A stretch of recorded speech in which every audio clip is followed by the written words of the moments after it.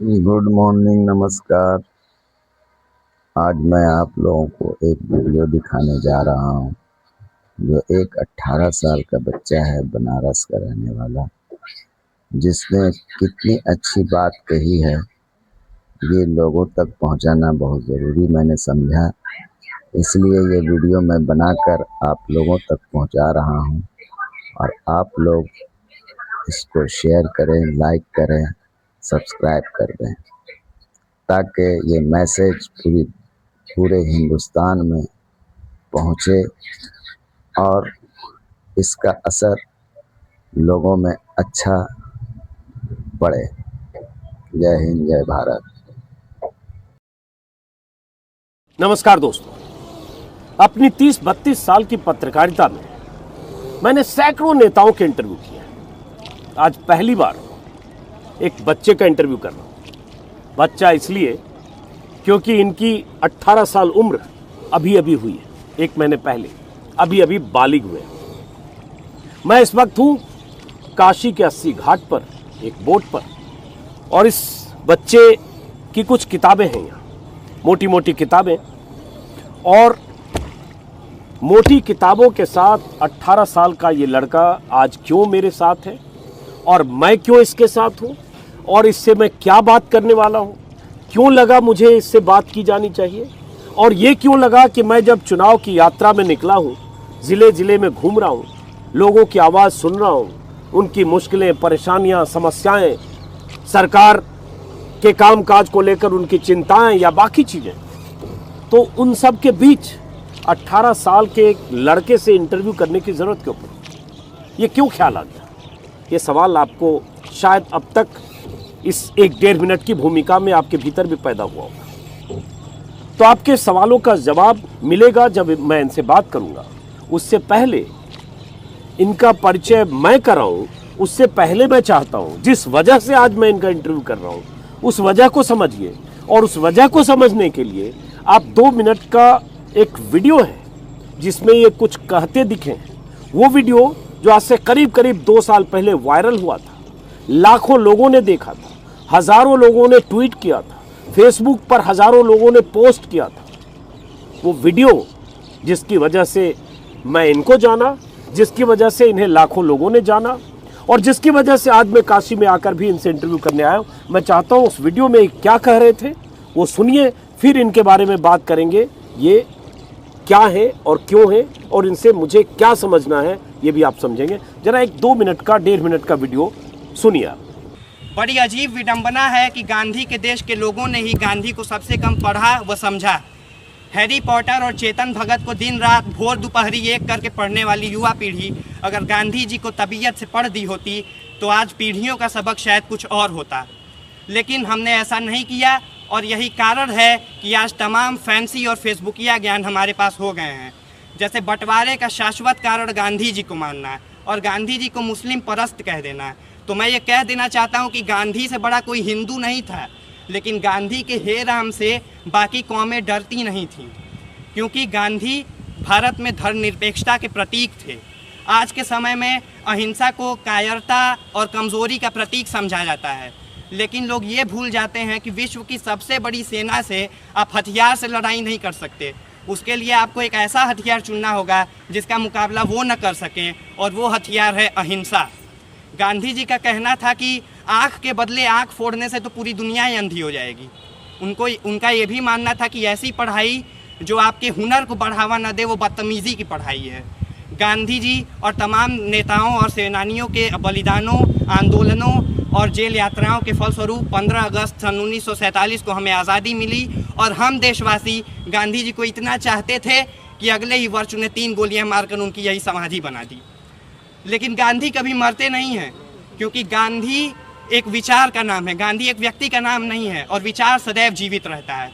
अंत में दुष्यंत कुमार जी की चंद पंक्तियों के साथ अपने व्याख्यान का समापन करना चाहूँगा कि खुदा नहीं न सही, खुदा नहीं न सही आदमी का ख्वाब सही, खुदा नहीं न सही आदमी का ख्वाब सही, कोई हसीन नज़ारा तो है नज़र के लिए, वो मुतमईन है कि पत्थर पिघल नहीं सकता, वो मुतमईन है कि पत्थर पिघल नहीं सकता।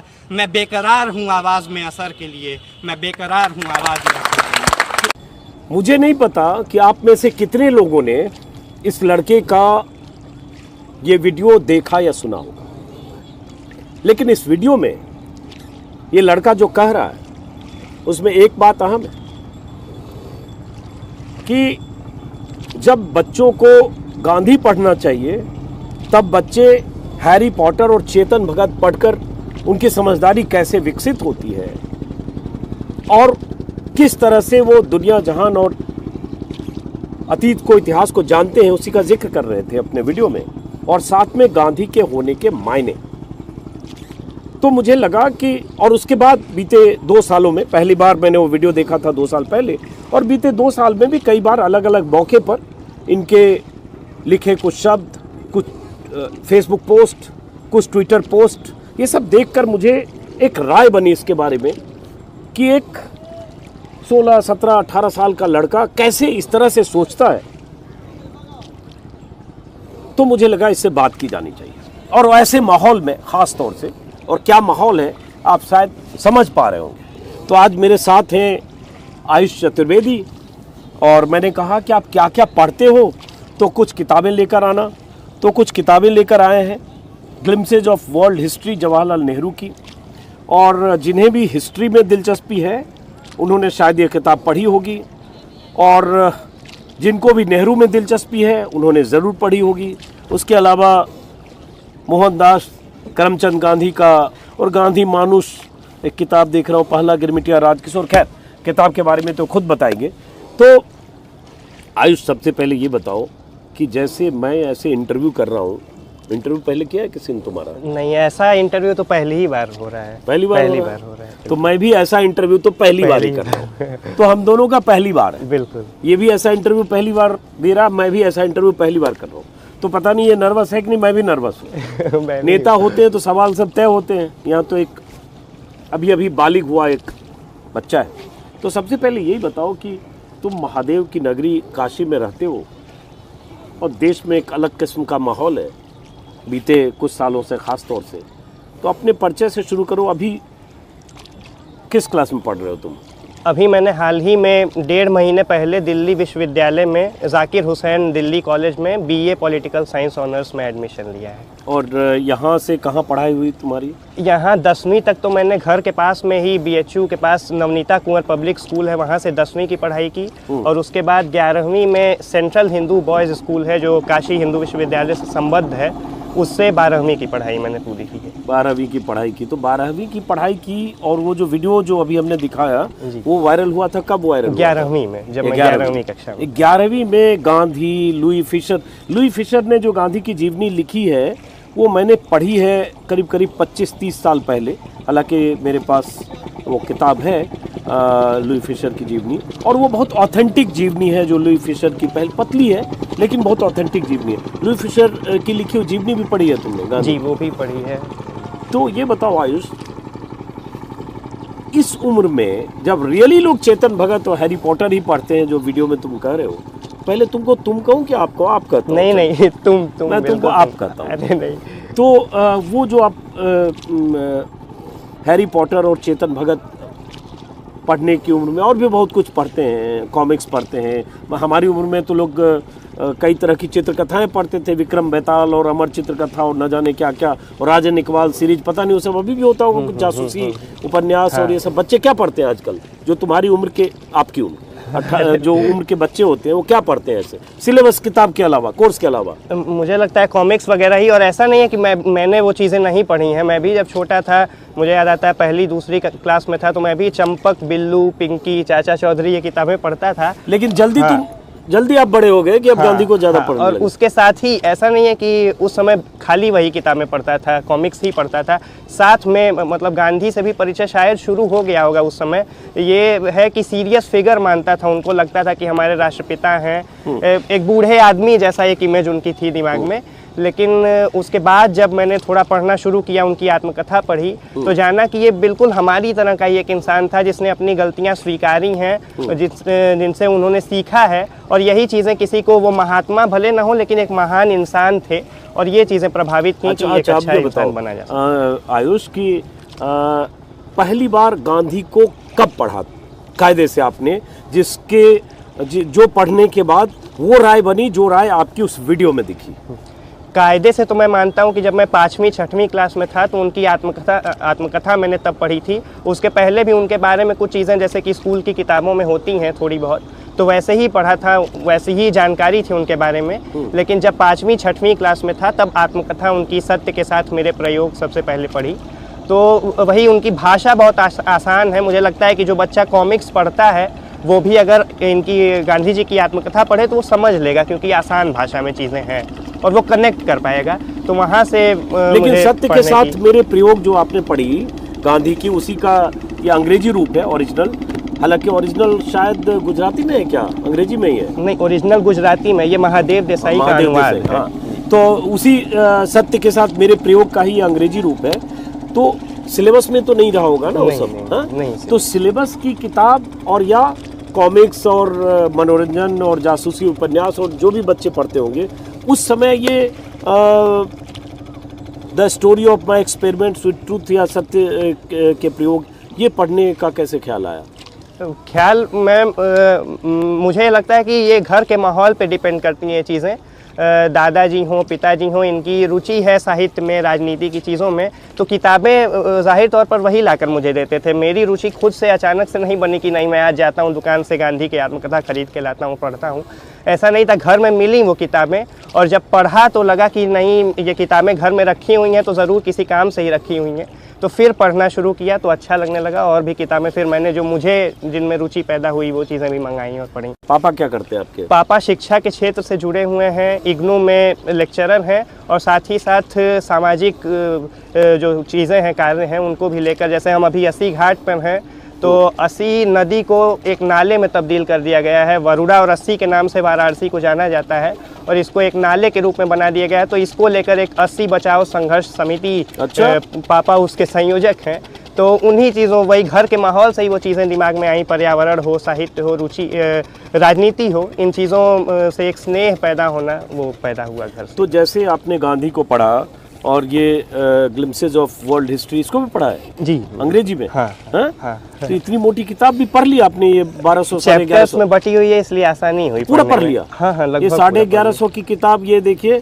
और ये बहुत चर्चित कृति है नेहरू की, और जिसको भी उस दौर के नजरिए से दुनिया को समझना है, इससे बेजोड़ कोई किताब नहीं है। इतनी मोटी नेहरू की किताब, 1150 पन्नों की किताब है।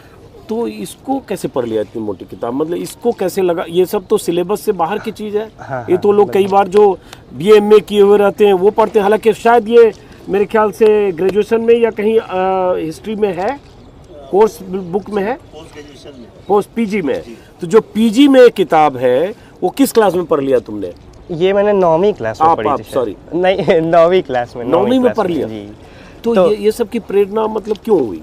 मतलब हम कुछ किताबें पढ़ते हैं। 9वीं में तो मोदी जी आ चुके थे देश में। हाँ, तो कुछ बहुत तरह की किताबें, दूसरी किताबें लोग पढ़ने लगे। बिल्कुल बिल्कुल। तो कुछ किताबें हम पढ़ते हैं तो उनसे दूसरी किताबों के बारे में जानने को मिलता है। तो मैंने हरिशंकर परसाई की आत्मकथा के रूप में उन्होंने किताब अपनी लिखी है। तो उसमें उन्होंने बताया कि मैं जब 12-13 साल का था तभी मैंने ग्लिम्सेस ऑफ वर्ल्ड हिस्ट्री का हिंदी संस्करण जो 2 खंडों में है वो मत पढ़ लिया था। तो मुझे लगा कि जब 12-13 साल की उम्र में ये पढ़ सकते हैं तो मैं तब 16 साल का था, 15-16 साल का था, तो शायद मैं भी पढ़ सकता हूँ। तो फिर मैंने मंगाई तो देखा कि ये कई चैप्टर्स में ये किताब बटी हुई है और नेहरू जी ने जेल में ये सही किताब लिखी है। एक बात ये भी है, सही बात है इस किताब के बारे में कि जेल में लिखी गई किताब। जी। तो इसी किताब को फिर जब कई चैप्टर्स में क्योंकि ये बटी हुई है तो एक साथ देख के तो डर लगता है वाकई, लेकिन जब हम चैप्टर्स में पढ़ते हैं चीज़ों को तो वो रुचि बनती जाती है। एक चैप्टर एक हफ्ते में पढ़ा, अगला 10 दिन बाद पढ़ा, ऐसे करके। तो ऐसे ही करके मैंने इस किताब को तो पढ़ा। इस किताब में पढ़ने से आप नेपोलियन, जर्मनी, फ्रांस, रसिया, अमेरिका, साउथ अफ्रीका, दुनिया भर की उस समय की राजनीतिक स्थिति, भारत से रिश्ता और एक जो विश्व इतिहास में जो उस समय के किरदार थे उन सब का जिक्र इस किताब में। तो उन सब के बारे में भी परिचय हो गया आपका? लगभग इन्हीं किताबों से ही परिचय हुआ। अब आते हैं आयुष। चूंकि देखिए यहाँ घाट है और थोड़ा रंगारंग कार्यक्रम भी हो रहा है लगता है, और चूंकि कल प्रधानमंत्री मोदी काशी में थे इसलिए प्रधानमंत्री मोदी के स्वागत के नाम पर भी बहुत सारी भीड़ आई थी। और कुछ आयोजन कार्यक्रम का मोदी योगी के नाम पे कल भी था, और चुनावी मौसम है इसलिए वो कार्यक्रम बहुत ज़्यादा बहुत जगहों पर हो रहे हैं, लेकिन 80 पर आज भी कुछ घाट संध्या है, कुछ सांस्कृतिक कार्यक्रम है, माहौल अभी बनने लगा सुबह से। खैर, माहौल बनने लगा सुबह से। लेकिन आयुष, हम वापस लौटते हैं कि आपने गांधी को पढ़ा, नेहरू को पढ़ा, और आज के दौर में परिवेश में जो कुछ हो रहा है उससे क्या फ़र्क और फासला देखते हो? जो आपने वीडियो में जिक्र किया उससे एक किस्म का एक थोड़ा चिंतन दिखता है, कहीं से इंस्पायर हो सकते हैं, कुछ किताबें पढ़कर भी कुछ लाइनें कही गई उसमें, वो अलग बात है, लेकिन एक इंस्पिरेशन दिखता है और एक बच्चे की एक सोच का रिफ्लेक्शन दिखता है जो आपका उस 2-2.5 मिनट का वीडियो है। वो वीडियो कब का है वैसे? सितंबर का है? सितंबर 2019 का है। और 2 मिनट का वीडियो है? लगभग 2-2.5 मिनट। 2-2.5 मिनट का वीडियो है। वो स्कूल के किसी कार्यक्रम में आपने कहा वो CBSE से जैसे एक सर्कुलर आया हुआ था, उसी साल गांधी जी की 150वीं जयंती थी उसी साल, तो उसी को लेकर के कुछ गांधी जी के विषय में कार्यक्रम कराने को, तो मेरा विषय दूसरा था भाषण का, काका हाथरसी नाम के कवि हैं उन पर विषय था। लेकिन बाद में मैं स्कूल में कैप्टन भी था तो जल्दी आता था, तो टीचर ने बताया कि ऐसा सर्कुलर आया हुआ है और गांधी जी पर बोलना है, तो जो चीज़ें मेरे दिमाग में थी उनको जोड़ कर एक भाषण में तो दिया। लिख के बोला ये कुछ नहीं, दिमाग में ही सोच के ही, लगातार स्पॉन्टेनियस बोला? लगभग वही, हाँ। लिखा नहीं था भाषण। लिखा नहीं था? नहीं। तो आप आयुष काशी में रहते हो, महादेव की नगरी है, प्रधानमंत्री मोदी यहाँ अक्सर आते रहते हैं, कल भी थे, तमाम तरह के भाषण आज अखबार में मैं पढ़ रहा था। तो आपकी सोच पर, आपकी वैचारिकी पर जो आज का दौर है, जो बीते कुछ सालों का दौर है, उसका भी कोई असर है या नहीं है? क्योंकि आज के दौर में तो आप जानते हो नेहरू के लिए किस तरह के शब्दों का इस्तेमाल किया जाता है, उनकी जन्मतिथि हो, उनकी पुण्यतिथि हो, यहाँ तक कि गांधी को लेकर गोडसे जिंदाबाद के नारे लगने लगते हैं। देखो भाई, नाव ज्यादा हिचकोला, अरे रे क्या हुआ, नहीं इसको रोको, कैमरा हमारा डिस्टर्ब हो रहा, देखिए नाव ज्यादा हिचकोले खाने लगा। जैसे ही मतलब हम गोडसे का जिक्र किए, नाव भी हिचकोले खाने लगा। ये क्या है? गोडसे में ऐसी कोई बात है? आप शांत हुआ। चलिए, तो इस दौर को कैसे देखते हो आप? मुझे लगता है कि ये दौर और इसी दौर से प्रेरणा भी मिलती है आपको। जब आप झूठ को फैलते हुए देखते हैं तभी सच जानने की आप कोशिश करते हैं। तो मुझे जब मैंने सुना, जब मैं गांधी को पढ़ना शुरू किया या नेहरू को पढ़ना शुरू किया, तो जब मैं देखता था कि बड़े बड़े नेता भी नेहरू के विषय में भ्रांतियां फैला रहे हैं, वो बता रहे हैं कि नेहरू एक औरत परस्त तरह के नेता थे या अंग्रेज़ों का बहुत समर्थन करने वाले एक अलग तरह के नेता थे, और वो शायद ये नहीं जानते कि नेहरू ने अपने जीवन के अगर मिला दिया जाए तो लगभग 9-10 वर्ष उन्होंने जेल में बिताए हैं। सही बात। लेकिन तो जब हम इन्हीं चीज़ों से प्रेरणा मिली कि जो झूठ फैलाया जा रहा है उसको हम टैकल, उसको कॉम्बैट कैसे कर सकते हैं। तो उसके लिए जब मैंने पढ़ना शुरू किया तो मुझे पता चला कि ये जो चीज़ें फैलाई जा रही हैं बिल्कुल झूठ हैं, और हमारे बीच के जो सबसे अच्छे लोग हैं वो शायद आज भी जेल में हैं, और तब भी जब आज़ादी का आंदोलन चल रहा था तब भी जितने अच्छे लोग थे, चाहे गांधी हो, नेहरू हो, मौलाना आज़ाद हो, सुभाष चंद्र बोस हो, सरदार वल्लभ भाई पटेल हो, वो जेल में ही थे। तो और गांधी कहते भी थे कि मैं आज़ादी के बाद भी जेल में रहूँगा, और मैं तो ऐसा मानता हूँ कि गांधी या नेहरू अगर आज जिंदा होते तो अभी भी शायद जेल में ही होते, उन्हें डाल दिया जाता। तब तक अंग्रेज़ डालते थे या शायद अभी की सरकार डालती। तो मुझे यही लगता है, इन्हीं चीज़ों से प्रेरणा सीधे तौर पे इन्हीं चीज़ों से मिली कि जब भ्रांतियाँ फैलाई जाती हैं तभी अगर आप सोचने की ताकत रखते हैं तो फिर आप सच जानने की भी कोशिश करते हैं। नहीं, तो भ्रांतियाँ फैलाई जाती है, और जैसे आपको पता होगा कि कल ही परसों से 2 दिन से हरिद्वार में एक धर्म संसद का वीडियो वायरल हो रहा है।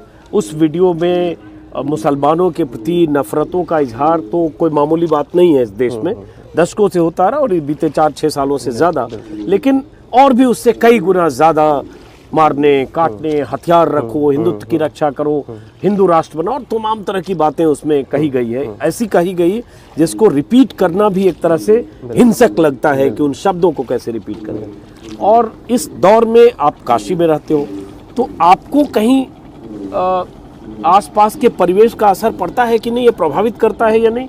और कई बार आसपास में ऐसे लोग हो जाते हैं कि आदमी खुद भी विचलित होने लगता है कि मैं ऐसे सोचता हूँ लेकिन मेरे चारों तरफ तो ज़्यादा लोग ऐसे सोचने वाले हैं। ऐसी स्थितियों का सामना करना पड़ता है या नहीं? बिल्कुल बिल्कुल, ऐसा तो होता ही है। मैं बचने की कोशिश ज़रूर करता हूँ ऐसे लोगों से, ऐसे पर्यावरण से, लेकिन आप कुछ चीज़ें होती हैं जिनसे आप बच नहीं सकते। गांधी के दौर में भी गोडसे का विचार या सावरकर का विचार था ही, गांधी उनसे बचे हुए नहीं थे। उस दौर में भी ऐसे विचार थे। आज भी जो हम सच्चाई की बात करते हैं तो झूठ का विचार फैला हुआ ही है।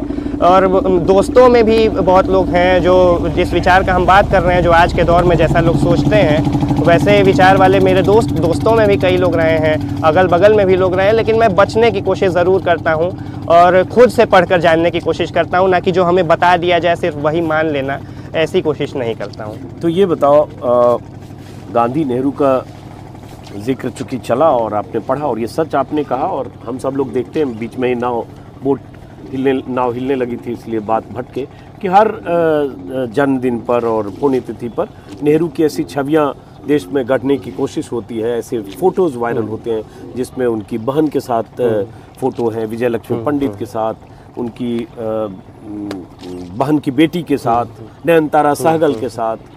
पारिवारिक तस्वीरों को भी इस तरह से प्रचारित किया जाता है, जैसे सही कहा, नेहरू बहुत ही क्या बोले, औरत परस्त। हाँ, मैं वो शब्द का इस्तेमाल नहीं करना चाहता हूँ। मुझे उस शख्सियत के लिए ऐसे शब्द का इस्तेमाल, दूसरे की जुबान से निकले शब्दों का इस्तेमाल करने से भी बचता हूँ। खैर, तो ये एक दौर है आयुष। लेकिन मैं ये जानना चाह रहा था कि इसके बाद भी एक 6ठी 5वीं क्लास का लड़का अचानक ये सब पढ़ते हुए और अपनी वैचारिकी को इस तरह से विस्तार दे, ये मुमकिन कैसे हुआ और कैसे होता जा रहा है? ज़ाहिर तौर पर असर किताबों का ही है। और ऐसा नहीं है कि मैं भी शुरू में इन चीज़ों से बचा हुआ था। मुझे लगता है कि मैं यहाँ धर्म का भी नाम लूँगा कि जितने हिंदू लोग हैं, मुझे लगता है कि लगभग, अगर उन्होंने सोचना नहीं शुरू किया होगा तो लगभग 10-15 वर्ष तक उन सब में इस्लामोफोबिया, मिसोजिनी, दूसरे धर्म से नफरत जैसी चीज़ें बिल्कुल होती हैं। और ऐसा मेरे अंदर भी था। मुझे भी शुरू में ऐसा नहीं है कि मैं बिल्कुल पाक साफ था, मुझे भी लगता था कि हाँ, मैं हिंदू हूँ, ऊपर से ब्राह्मण हूँ, तो ऐसा लगता था। लेकिन बाद में जब आप पढ़ना शुरू करते हैं और जब आप चीज़ों को समझते हैं कि जब हमारा आज़ादी का आंदोलन चल रहा था तो ये नेतृत्व या ये आंदोलन सिर्फ आज़ादी पा लेने भर का नहीं था, ये व्यक्तिगत तौर पर आज़ाद हो जाने का था कि हम अपने धर्म से, अपनी जाति से, जो लिंग को लेकर हमारी एक जिसको हम बायसनेस बोल सकते हैं, उनसे हम छूट जाएं और एक तरह से आज़ाद ख्याल के हो जाएं, सबको एक तरह का मानने लगें, समान मानने लगें। इस चीज़ का वो आंदोलन था। तो इससे प्रेरणा मिलती है। और जहाँ तक नेहरू पर ऐसे सवाल उठाने की बात होती है तो मुझे लगता है कि अभी भी हमारा समाज का एक बड़ा हिस्सा जो है वो मिसोजिनी से ग्रसित है। तो वही चीज़ें हैं कि जब आप किसी व्यक्ति को किसी महिला के साथ ज़्यादा अच्छे से देखते हैं, जो आज आप शशि थरूर के साथ देख सकते हैं, उनकी तस्वीरों पर भी उसी तरह के कमेंट्स आपको मिलेंगे। तो हमारे संस्कार में कहें या हमारे दिमाग में ऐसी चीज़ें भर दी गई हैं कि हम किसी भी चीज़ को दो तरह से देखते हैं और महिला और पुरुष को बहुत ही अलग चीज़ की तरह देखते हैं। तो उससे जब हम बचेंगे तो हमें लगेगा कि मुझे लगता है कि नेहरू अगर एडविना माउंटबेटन से भी प्रेम करते थे तो वो बिल्कुल गलत नहीं था।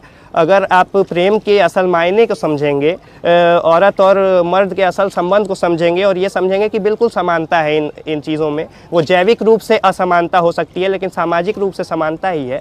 तो उससे आप समझ सकते हैं कि ये बिल्कुल भी गलत नहीं था।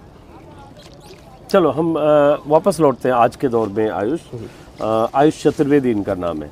वापस लौटते हैं इस दौर में, क्योंकि ये दौर हिस्ट्री में एक अलग तरह से दर्ज हो रहा है, इसलिए कि हमने 2014 के पहले भी स्थितियां देखी, आज भी बदल ये गया। वो मैं सोचना और समझना चाहता हूँ कि आपके परिवेश में कितना बदला और उसका फ़र्क, उस बदलाव को, उस बदलने से आप कैसे अपने को अलग रखते हैं या कैसे सामना करते हैं। बदला ऐसे कि जिन लोगों से हम लोगों की बहुत दोस्तियां थी, प्रगाढ़ रिश्ते थे, पारिवारिक हो चाहे दोस्त हो, और घंटों बैठ के बातें करते थे, बहुत आत्मीय रिश्तों के बीच कहीं सियासत नहीं आती थी। अगर कोई किसी और सोच का है तो उसका धर्म और नफरत नहीं आती थी। ये बदला कि व्हाट्सएप पर भी दिन रात ऐसे ही मैसेज आ रहे हैं, ऐसे ही वो धर्म संसद के वीडियो आ रहे हैं और उसको लोग जस्टिफाई कर रहे हैं, सही ठहरा रहे हैं और उसको आपसी बातचीत में भी आपको बहुत चिन्हित कर दे रहे हैं कि आप अगर मोदी जी के पक्के वाले भक्त नहीं हो, समर्थक नहीं हो, तो आप देश के विरोध में हो। मोदी जी ही मतलब देश है, मोदी जी ही मतलब संविधान है, मोदी जी ही मतलब कानून है और देश की चौहद्दी मोदी जी के सोच तक सीमित है। तो ये एक परिवेश ऐसा हुआ कि आपसी रिश्ते में खटास आने लगी। व्हाट्सएप ग्रुप पे लोग एग्जिट करते हैं, परिवारों में 20 लोगों का 30 लोगों का कोई व्हाट्सएप ग्रुप है, उसमें अचानक कुछ ऐसा होने लगता है और जो असहमत होता है वो 2-4 लोग माइनॉरिटी में होके बाहर होता है और रिश्ते खराब होते हैं। ये मैं बहुत लगातार देखता हूँ। हम लोगों की भी दोस्तियाँ कहें, दायरा सीमित हो गया, और इसलिए सीमित हो गया कि आपको पहले जो एक लोकतांत्रिक आज़ादी आपसी राय रखने की थी, उसमें ज़िद्दीपन, जुनून और नफरत की जगह कम थी। मैं शायद समझा पा रहा हूँ दर्शक को। सब दर्शक जितने लोग देखेंगे, सब इन स्थितियों का सामना अपने आसपास करते होंगे, चाहे दफ्तर में, चाहे कोई अगर कॉलेज में है तो कॉलेज में, मोहल्ले में, परिवार में, व्हाट्सएप ग्रुप में, शादी ब्याह में जा रहे हैं, बारात में गए, दूल्हा स्टेज पर है और यहाँ मोदी योगी के नाम पर बहस होते होते न जाने कैसी स्थिति, प्लेट फेंका फेंकी जैसी स्थिति भी हो जाती है। ये सब हमने देखा, समझा, भोगा है। अब मेरी उम्र 50+ है, तो चलो मैं अपने उसके साथ में रहता हूँ कि ठीक है, मैं जो सोचता हूँ, चाहे 100 वर्सेस 1 हो, 100 वर्सेस 5 हो, मैं अपनी जगह हूँ। ये दबाव का कैसे सामना करते हो, या दबाव को महसूस करते हो या नहीं? नहीं, दबाव महसूस बिल्कुल करता हूँ। और इधर कुछ सालों में हुआ ये है कि पॉलिटिक्स को आपके डाइनिंग टेबल पे ला के रख दिया गया है, और आप मुझे लगता है कि परिवार के बीच में आप दोस्तों के साथ होते हैं तब इन चीज़ों को लेकर बहस होती है, और बिल्कुल मेरे भी साथ होती है। मैं भी स्कूल में रहता था, टीचर्स तक से या स्टूडेंट से, दोस्तों से ऐसी बातें होती थी और विचारों की असहमति भी रहती थी। तो ये बदलाव तो मैंने बिल्कुल देखा है कि एक कट्टरपन उस विचार में आया है। जो पहले एक हिंदू होने में कोई अपना गर्व मानता था, आज वो हिंदुत्व की परिभाषा बताता है, ज़बरदस्ती थोपने की कोशिश करता है। जो आज हम व्यक्तिगत से लेकर बड़े तौर पर भी वो चीज़ें देख रहे हैं, एक ही तरह के विचार को थोपने की कोशिश हो रही है। तो ये दबाव भारत के एक नागरिक होने के तौर पर भी लगता है कि हमारे ऊपर एक दबाव बनाया जा रहा है एक विचार को लेकर ही। तो ये पूरी कोशिश होती है, लेकिन इस दबाव से बचने की कोशिश करता हूँ, और उस दबाव से हम बच तब सकते हैं जब हम एक दूसरा दबाव उन पर डालने की कोशिश करें, एक अच्छे विचार को लेकर, जो एक समानता का विचार हो, एक मानव जो है कि ह्यूमैनिटेरियन विचार हो, और धर्म जाति से अलग विचार हो। उसी विचार से आप उन पर दबाव बना सकते हैं जो दबाव उधर से आ रहा है। तो परिवार में जो आपके पिता हैं, परिवार में कौन कौन है आपके? परिवार में बाबा दादी हैं, मम्मी पापा हैं, चाचा चाची हैं। सारे परिवार में जो लोग हैं, बाबा दादा दादी, मम्मी पापा, चाचा चाचा, सब इसी तरह से सोचते हैं? मुझे लगता है लगभग पिताजी तो राजनीतिक और सामाजिक कार्यों से जुड़े हुए ही हैं। बाबा जो हैं, दादाजी जो हैं, वो भी कवि हैं। तो जो साहित्य में रुचि जो पैदा हुई वो शायद मुझे लगता है कुछ उनसे भी पैदा हुई। कविताएं लिखना मैंने सीखा भले नहीं उनसे, लेकिन स्नेह उन्हीं से पैदा हुआ कविताओं को लेकर। तो कुछ कोशिश शायद मैं जो हाथ पैर मारता हूँ कविताओं में, वो उन्हीं की वजह से मारता हूँ। तो साहित्य में कविता भी लिखते हो? थोड़ी बहुत कोशिश करता हूँ। कोई कविता, कौन सी कविता? अच्छा, जैसे एक कविता छोटी सी है, ये कविता ना कह के, या कविता ही कह सकते हैं कि कम पढ़ाना, सब्जी कटवाना, आटा गुथवाना, चूल्हा जलवाना, घर में बिठाना, एक लड़की को औरत बनाने में हम सभी का भरपूर योगदान है। यानी यही करके हम एक लड़की को औरत बना देते हैं। और एक कविता मैंने प्रेम और जाति को लेकर लिखी थी कि बहुत सी प्रेम कहानियाँ मर जाती हैं जातियों के तले दबकर। जातियाँ हंसती हैं, खिलखिलाकर हंसती हैं, चिल्लाती हैं, लो मैंने तुम्हें मार दिया। और प्रेम अपनी आखिरी सांस के साथ कहता है कि जातियों, एक दिन उठूंगा मैं और दबा दूंगा तुम्हें गहरा, बहुत गहरा। प्रेम और जाति के इस अंतर्द्वंद्व में दो प्रेमी भी होते हैं जिनकी शादियां हो जाती हैं अपनी अपनी जातियों में। बहुत अच्छा। तो कवि भी हो, कविता भी लिखते हो, इसका अंदाज़ा नहीं था। इस बीच वहाँ कुछ लाउड स्पीकर पे बजने भी लगा है, क्योंकि तैयारी हो रही है घाट संध्या की, लेकिन संध्या तो शाम को होनी है, सुबह ही अभी गायन बजायन। खैर चलो वापस लौटते हैं। उम्र आपकी 18 साल कब हुई? अभी नवंबर में, जो आपने बताया वीडियो शुरू होने से पहले। तो नवंबर में 18 साल के हुए, मतलब अभी अभी ताज़ा बालिग हो, आयुष। तो बहुत 6, 7, 8 साल पहले के बनारस को कितना आपने देखा या कितना आपको याद है पता नहीं, बट फिर भी 10 से 11 साल के हो गए। उस समय तो बालमन होता है, बहुत ज़्यादा आसपास में राजनीतिक घटनाक्रम है, या सोच के स्तर पर चीज़ें जो हो रही है शायद उसकी छाप न पड़ती हो या समझ वैसी विकसित ना हो। लेकिन अगर हम 4-5 सालों की ही बात करें, बनारस में कुछ बदला है सोच के स्तर पर, लोगों के विचार,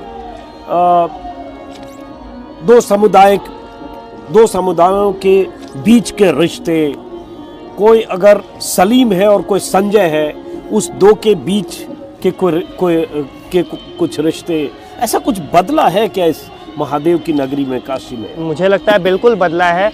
और बनारस पहले इसी सांस्कृतिक धरोहर के लिए ही माना जाता था कि यहाँ हिंदू और मुस्लिम में बहुत भेदभाव नहीं दिखता था। यहाँ विश्वनाथ मंदिर है और बगल में ही ज्ञानवापी मस्जिद है। तो ये चीज़ें मैंने पहले, मुझे लगता है इतना अनुभव मेरा नहीं है उस हिसाब से, लेकिन फिर भी ये बदलाव ज़रूर दिखता है कि आज एक भेदभाव, जो एक धार्मिक उन्माद है और धार्मिक भेदभाव है, वो ज़रूर पैदा हुआ है। और आज यहाँ बनारस इसलिए भी जाना जाता है कि यहाँ चाय की अड़ियों पर राजनीतिक बहसें बहुत ज़्यादा होती हैं, और इधर कुछ सालों में उन बहसों का जो विचार है वो बहुत जल्दी तब्दील हुआ है। पहले यहाँ समाजवादी विचार, जो किसी एक पार्टी से संबद्ध नहीं है, यहाँ एक ये समाजवादी आंदोलन यहाँ भी चला था, देवव्रत मजूमदार जैसे नेता जिसके नेता थे, तो उन विचारों के लोग वहाँ बात करते थे। समाजवादी, साम्यवादी, प्रगतिशील विचारों के बारे में बहसें होती थी यहाँ की अड़ियों में, यहाँ के लोग करते थे। लेकिन इधर उन बहसों में बहुत तब्दीली आई है। मुझे लगता है शायद वो लोग भी बदल गए या वो लोग अब आते ही नहीं होंगे उन बहसों में। तो इधर बहसों का मुद्दा वही होने लगा जो टीवी चैनल पर डिबेट्स का मुद्दा होता है, जैसे कि तबलीगी जमात को ले लें, ऐसे ही मुद्दे ये लोग भी ढूंढने की कोशिश करते हैं, क्योंकि टीवी ने हमारे ऊपर बहुत असर डाला है। तो जो हम टीवी पर देखते हैं जो बहसें, वही हम कोशिश करते हैं कि हम जब आपस में किसी से मिले, तो क्योंकि वही चीज़ें हमारे दिमाग में होती हैं, तो हमें लगता है कि ये हमें ज्ञान मिला है तो हमें भी किसी को देना चाहिए। तो जब बहसें होती हैं तो वही विचार ज़्यादा हावी हो जाता है, और हिंदू मुस्लिम जाति की चीज़ें, यही चीज़ें ज़्यादा आज के बहसों में और आज के बनारस में भी मुझे दिखती हैं। और आपके जो यार दोस्त हैं आयुष, चूँकि 18 साल की उम्र खेलने की उम्र होती है, जैसे बोलते हैं ना बिहार में खेलने खाने की उम्र है, तो खेलने की उम्र होती है, पढ़ना तो है ही पढ़ने के साथ। तो आपके आसपास के जो दोस्त हैं, उस दोस्तों की मंडली में आप जैसा सोचने वाले कितने लड़के हैं, या आप माइनॉरिटी में हैं? माइनॉरिटी में ज़रूर हूँ, लेकिन एक दो दोस्त और हैं जो पहले से भी मेरी ही तरह नहीं कहूँगा, बल्कि मेरी ही तरह पढ़ने वाले थे। वो भी गांधी नेहरू को पढ़ते थे, और बाद में शायद जब दोस्ती हुई तो कुछ उन्होंने मुझसे भी किताबें ली, कुछ मैंने उनसे किताबें ली। तो ऐसे एक दो दोस्त ज़रूर हैं, लेकिन ये मानूंगा कि अल्प संख्या में ही हैं हम लोग अपने दोस्तों में इस तरह। तो पढ़ लिख कर क्या करना चाहते हो, क्या बनना चाहते हो, क्या करना चाहते हो आयुष तुम? छोटा था तो हीरो बनना चाहता था, उसके बाद पुलिस वाला बनना चाहता था, पुलिसमैन बनना चाहता था। इधर जब से कुछ पढ़ना शुरू किया तो सिविल सर्विसेज का एग्ज़ाम देने का मन है भी, और साथ ही साथ किसी विषय पर शोध करने का, क्योंकि राजनीति विज्ञान का छात्र हो गया हूँ, तो ऐसे ही किसी मुद्दे पर नहीं, किसी विषय पर ऐसे ही शोध करने का भी आगे मन है। अच्छा ये बताओ, जो तुम्हारा आपका वो वीडियो वायरल हुआ था, जो अपने स्कूल में जो भी स्पीच दी थी 2-2.5 मिनट का, जिस वीडियो में के ज़रिए आपकी एक छवि बनी, हम लोग उस वीडियो से ही आपको जाने, जो आपने व्याख्या की जिसमें गांधी के होने के मायने समझाए कम शब्दों में, और जो युवा पीढ़ी पर जो असर है, जिस तरह की सोच चिंतन, जो पठन पाठन है उसका असर, उसका भी जिक्र किया। तो उस वीडियो के पहले के आयुष चतुर्वेदी और उस वीडियो के वायरल होने के, भाई वो वीडियो वायरल नहीं होता तो मैं आज यहाँ नहीं होता, मैं नहीं जानता कौन है आयुष चतुर्वेदी। तो कुछ आप पर फर्क पड़ा, कुछ जान पहचान, दायरा, संपर्क, विस्तार पड़ा? जी बिल्कुल, ज़रूर असर पड़ा, और असर ही नहीं बल्कि मैं ये भी कहूँगा कि उसके बाद मैंने और ज़्यादा पढ़ने की कोशिश भी की इन चीज़ों को लेकर, और वो भाषण वायरल भी कुछ ऐसे ही हुआ। वो कुछ एक पहले से प्लान वो कुछ नहीं था, ऐसे ही स्कूल में ही एक टीचर ने वो वीडियो अचानक से रिकॉर्ड करा लिया, और वो फिर मेरी मम्मी ने अपने फेसबुक से उसको पोस्ट कर दिया, और वहाँ वो वायरल होने लगा। तो उसके बाद तब्दीली ये आई कि मुझे ज़िम्मेदारी समझ में आने लगी कि ये वीडियो जो वायरल हुआ है और जो लोग तारीफ़ कर रहे हैं कि एक कम उम्र का लड़का इस बारे में बातें कर रहा है, तो फिर एक जिम्मेदारी समझ में आई कि अब ये जिम्मेदारी बनती है कि अब गांधी को, नेहरू को, या जो बातें मैंने उस भाषण में बोली हैं उनको और भी ज़्यादा पढ़ने की, उसको और आगे ले जाने की। और सोच का दायरा इस तरह से बढ़ा कि फेसबुक वगैरह पे या ट्विटर पे कुछ अच्छे लोगों से उसी बहाने जुड़ना हो गया, जिनमें से एक आप भी हैं। मुझे याद आता है कि वो भाषण को शेयर करने में मुझे याद आता है कि पत्रकारों में, वरिष्ठ पत्रकारों में सबसे पहले आप ही थे। तो जुड़ना तो मुरीद हो गया था जी उस वीडियो को देखने जी, में। बिल्कुल। क्या लड़का है यार, क्या सधे हुए ढंग से अपने विचार कम शब्दों में रख रहा है, और जो इस देश की एक क्या बोले, एक सेक्युलर छवि है जिसमें हिंदू, मुस्लिम, सिख, ईसाई और एक गांधी की विरासत है, उस गांधी की विरासत को कैसे कम शब्दों में आपने बताया और गांधी के होने के मायने बताया। हाँ, तो यही जिम्मेदारी लगी कि जब बड़े लोग जिनसे मैं सीखता हूं, जब वो मुझसे कुछ एक्सपेक्ट कर रहे हैं, तो मेरी जिम्मेदारी बनती है कि अब इन चीज़ों के बारे में मैं और पढ़ना शुरू करूं।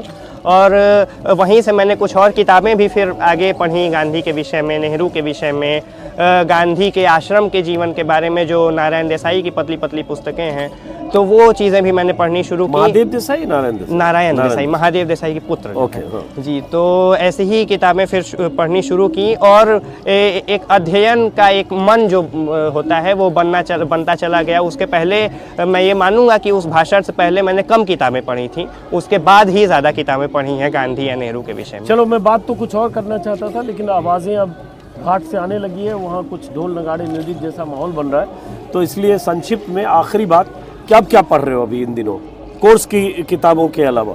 इन दिनों कोर्स की किताबें तो पढ़ ही रहा हूँ, और कोर्स भी ऐसा है कि जिनमें, इसीलिए मैंने ऐसा कोर्स चुना भी कि जिनमें ऐसी चीज़ें आ जाएं। तो अभी फ़िलहाल में मैं, क्योंकि साथ साथ सिर्फ नॉन फिक्शन ही नहीं और भी चीज़ें, तो एक अनिल यादव की पुस्तक है, वह भी कोई देश है महाराज, यात्रा वृतांत है, वो पढ़ रहा हूँ। साथ साथ गिरिराज किशोर की पुस्तक है, उपन्यास की तरह गांधी के, और ये जो मजदूर जो गए थे मॉरिशस, पलायन जो हुआ था, उन पर है, उनको लेकर है। तो ये किताब फिलहाल में, यही कुछ किताबें। और रोमिला थापर, गौतम शर्मा, गौतम भगत के लेखों की एक किताब है ऑन सिटीजनशिप, जो ये CAA NRC वाला डिबेट इधर बहुत चला, तो उसको लेकर वो एक किताब पढ़ रहा हूँ इधर। तो यही कुछ 2-3 किताबें फिलहाल। चलो, बहुत बहुत शुक्रिया आयुष। और जैसा कि मैंने कहा कि 30-32 साल की पत्रकारिता में मैंने पहली बार एक बच्चे, मतलब बच्चा इसलिए कि अभी 18 साल का हुआ तो बच्चा ही है, एक बच्चे का इंटरव्यू किया, वो भी काशी में आकर, क्योंकि मुझे लगा कि जब देश में एक अलग किस्म का माहौल बन रहा हो या बनाया जा रहा हो, और उसमें नफ़रतों के लिए बहुत जगह बनाई जा रही हो, हिंदू मुस्लिम के बीच खाई चौड़ी करने की कोशिश की जा रही हो, गांधी के पूरे थॉट को, गांधी के पूरे विमर्श को गोडसे के बरक्स खड़ा करके गोडसे को महान बना दिया जा रहा हो, गांधी की हत्या को जस्टिफाई कर दिया जा रहा हो, गोडसे की शख्सियत को महिमा मंडित किया जा रहा हो, गोडसे का मंदिर बनने लगे, और तो और सत्ताधारी दल के नेता और मंत्री भी गोडसे के पक्षकार हो जाए, पार्क में, गांव में, बहसों में गांधी की हत्या करने वाले गोडसे को सही ठहराया जाने लगे, तो लगा ऐसे लड़के से भी बात होनी चाहिए। खत्म करने से पहले एक बात मैं बताऊंगा, मेरे ख्याल से रायबरेली पार्क में सुबह मैं मॉर्निंग वॉक के दौरान एक वीडियो बना रहा था, बहुत सारे पार्क में लोग थे, वहाँ भी ऐसे 2-4 लोग मिले, पता नहीं कहाँ से पढ़ते हैं, क्या पढ़ते हैं। एक तो गांधी के कातिल को सही देशभक्त तो बता ही रहे थे, चूंकि वो प्रज्ञा ठाकुर से लेकर बहुत सारे सांसद विधायक भी बयान देते रहते हैं, लेकिन उसके बाद जो उन्होंने कहा कि सही किया गोडसे ने जिस ढंग से मारा, और गांधी के मारने की वजह जो उनके दिमाग में थी वो मुसलमानों के प्रति नफरत से पैदा हुई वजह थी। और वह 2-4 लोग ऐसे थे जिसमें एक बुजुर्ग 60-70 साल 75 साल के, उन्होंने कहा नेहरू ने आज़ादी की लड़ाई कोई लड़ी नहीं, एक दिन भी जेल नहीं गया। उनको बुजुर्ग को पता नहीं कि 9 साल से ज़्यादा नेहरू जेल में रहे। तो ये सब व्हाट्सएप पर जानकारियाँ, और उसमें मोदी को सिर्फ महान बनाने की कवायद कि 100 साल बाद देश सोचे कि, जैसे कंगना रनावत का वो बयान जिसमें उन्होंने कह दिया कि देश आज़ादी 2014 के बाद हुआ। तो इस तरह का नैरेटिव रचा जा रहा है, इतिहास का ऐसा पुनर्लेखन किया जा रहा है कि गोडसे महान हो, सावरकर महान हो, मोदी महान हो, योगी महान हो, और वो महामंडलेश्वर सारे जो धर्म संसद में हरिद्वार में थे, जिन्होंने मरने मारने की बातें की है, वो हिंदुत्व के रक्षक हो और देश हिंदू राष्ट्र बन जाए। ऐसी स्थितियां, ऐसा नैरेटिव, ऐसी वैचार की गढ़ी जा रही हो, तो ऐसी स्थितियों में ऐसे लड़के से भी बातचीत करना ज़रूरी है कि आप अपने बच्चों को कैसी परवरिश देते हैं, कैसा माहौल देते हैं, किस तरह की किताबें वो पढ़े, किस तरह से देश के इतिहास को समझे, देश के उन महापुरुषों के योगदान को समझे, देश में की आज़ादी में जिन्होंने आहुति दी है, हर तरह से उनको समझे। और सबसे बड़ी बात, देश के संविधान को समझे। ये देश संविधान से चलेगा, भगवाधारियों की उस धर्म संसद के ऐलान से नहीं चलेगा। वो संविधान जो बाबा साहब अंबेडकर ने बनाया, वो संविधान जिसका जिक्र प्रधानमंत्री मोदी करते हैं, और वो संविधान जिसकी कस्में संसद में खाई जाती है, शपथ लेने से लेकर और अपने कार्य के निर्वाह तक के लिए। लेकिन उस संविधान की धज्जियां उड़ाकर ऐसे धर्म संसद, प्रधानमंत्री मोदी और योगी के अभी भाषण जब देखेंगे यूपी के चुनाव के दौरान, तब शमशान कब्रिस्तान के नारे लगेंगे, तो आपको लगेगा हाथी के दांत खाने के और दिखाने के और होते हैं। तो आपको लगना चाहिए कि आप अपने घरों में बच्चों को क्या पढ़ाएं, ताकि इस परिवेश में भी कम से कम दिल और दिमाग खुला रहे। फिलहाल इस वीडियो को ख़त्म करते हैं। और आयुष, आपका शुक्रिया, आपने इतना समय दिया। आज क्लास भी था आपका शायद? जी, ऑनलाइन क्लास भी मिस किया, और अब हम चलते हैं घाट की तरफ। शुक्रिया, नमस्कार। बहुत